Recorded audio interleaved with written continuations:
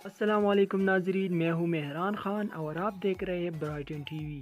ناظرین، ایک صحت مند زندگی گزارنے کے لیے ضروری ہے کہ انسان کھیل کود میں حصہ لے اور باقاعدہ ورزش کرے۔ ورزش کرنے اور کھیل کود میں حصہ لینے سے انسان نہ صرف جسمانی طور پر بلکہ ذہنی طور پر بھی مضبوط رہتا ہے۔ دوستو، ویسے تو دنیا بھر میں بہت سے عالمی اور علاقائی کھیل کھیلے جاتے ہیں، لیکن آج جن کھیلوں کے بارے میں آپ لوگوں کو بتانے جا رہا ہوں وہ بہت ہی منفرد اور انوکھے کھیل ہے۔ تو چلیے شروع کرتے ہیں۔ سبسکرائب کریں برائٹن ٹی وی کو اور بیل آئیکن دبانا مت بھولیے۔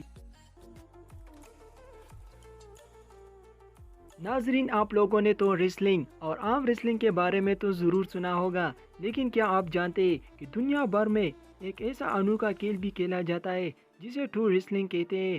یہ کھیل 1976 عیسوی میں یونائٹڈ کنگڈم کے شہر ڈربی شائر میں عروج پایا۔ اس کھیل کو اولمپک میں شامل کرنے کے لیے بھی درخواست کیا گیا، لیکن 1997 میں اس کھیل کو اولمپک میں شامل ہونے سے روکا گیا۔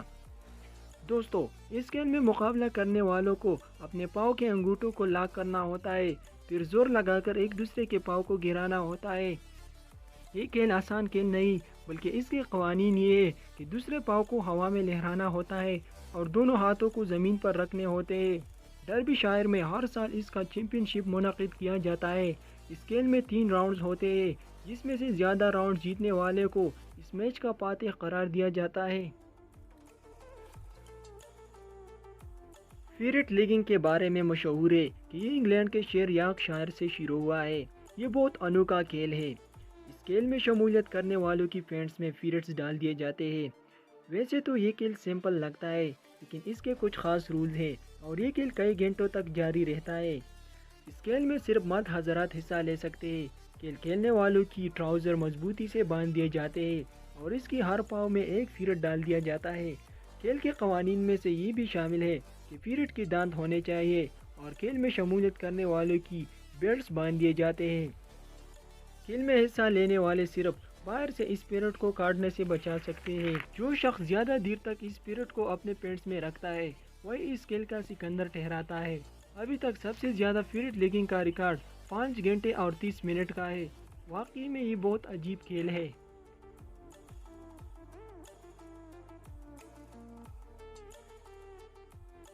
وائپ کیرنگ کھیل میں حصہ لینے والے لوگ اپنے بیویوں کو اٹھا کر 253 میٹر طویل ٹریک سے ہو کر فنشنگ لائن تک لے جاتے ہیں۔ اس کھیل کا سکندر وہی کہلاتا ہے جو اپنے بیوی کو بغیر گرائے فنشنگ لائن تک پہنچائے۔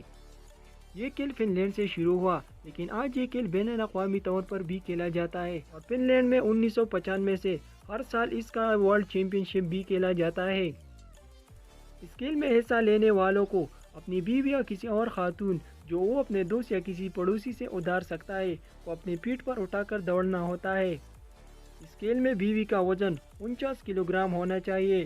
لوگ مختلف طریقوں سے اپنی بیوی کو اٹھا کر چلتے ہیں، لیکن سب سے مشہور طریقہ اسٹونین کیری کہلاتا ہے، جس میں بیوی کو اپ سائڈ ڈاؤن اٹھانا ہوتا ہے، جس میں خاتون کی ہاتھ اس کے کمر کے ارد گرد ہوتے ہیں جبکہ اس کے پاؤں شوہر کے گردن کے پاس ہوتے ہیں۔ اس کھیل میں اب تک ورلڈ ریکارڈ 55.5 سیکنڈ کا ہے۔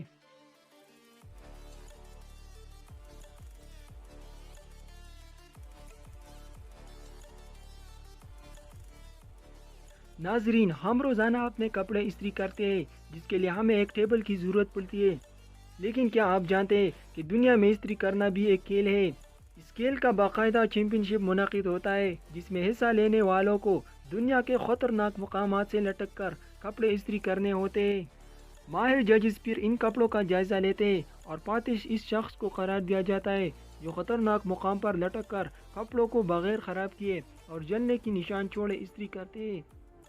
کیا آپ لوگ بھی یہ کھیل کھیلنا پسند کریں گے؟ کامنٹ سیکشن میں ضرور بتائیں۔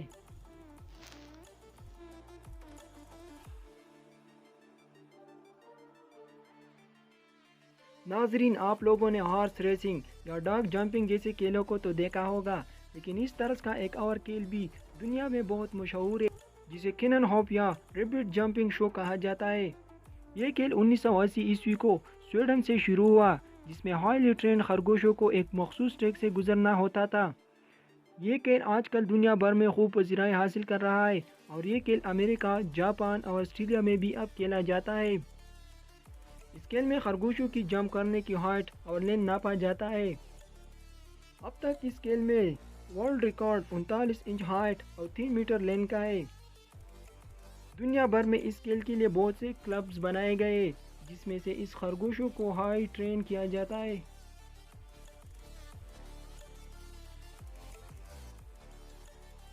कैमल रेसलिंग हजारों साल कबल तुर्क में शुरू हुआ। ये तुर्कों को यूरोपीय घुड़सवारी और मुर्गों की लड़ाई जैसा मज़ा फराहम करता है। इस खेल में ऊँटों के मालिकों को अपने ऊँट की ताकत दिखाना होता है। सबसे पहले एक ऊँटनी को दो ऊँटों के बीच में खड़ा किया जाता है। इसके बाद ऊँट इससे हासिल करने के लिए एक दूसरे के साथ लड़ते हैं। ये ऊँट एक दूसरे को गर्दन के जरिए गिराते हैं और दांतों के जरिए काटते भी हैं। इस खेल में एक ऊँट शिकस्त मानता है और भाग जाता है, जिसके बाद दूसरे ऊँट को फातेह माना जाता है।